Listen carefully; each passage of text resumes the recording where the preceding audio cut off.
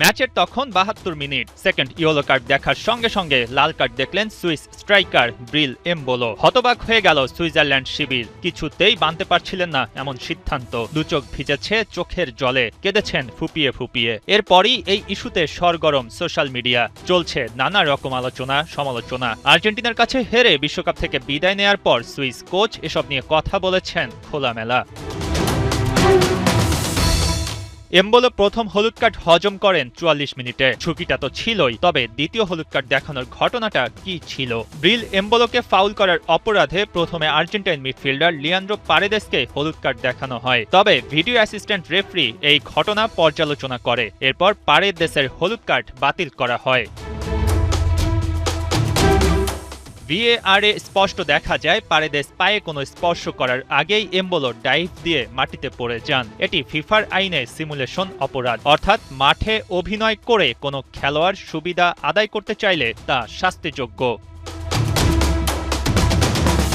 ফিফার নতুন আইন মিস্টেকেন আইডেন্টিটি বা ভুল খেলোয়াড় শনাক্তকরণ সংক্রান্ত একটি নতুন নিয়ম করা হয়েছে। অর্থাৎ কোনো নির্দিষ্ট ঘটনায় ভুলের প্রমাণ থাকলে ভিএআর তা পরিবর্তন করার এখতিয়ার রাখে। এই ঘটনায় পারেদেসকে হলুদ কার্ড দেখানো ভুল ছিল, আর ভিএআর সেটা চেক করে সিদ্ধান্ত বদলাতে ভূমিকা রাখে।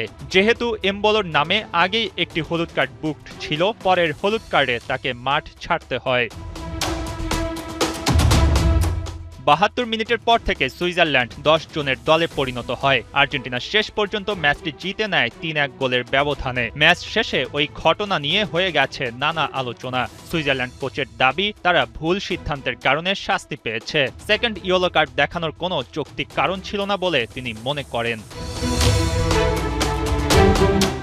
সুইস কোচ মুরাত ইয়াকিনের কাছে সবকিছু অবিশ্বাস্য লাগছে। পারেদেসের করা ফাউলে রেফারির প্রথম সিদ্ধান্ত ঠিক ছিল বলে মনে করেন তিনি। ম্যাচে কোনো দল বিশেষ সুবিধা পেয়েছে তা মনে না করলেও ফুটবল জয়ী হয়নি বলে মতামত দেন মুরাত ইয়াকিন।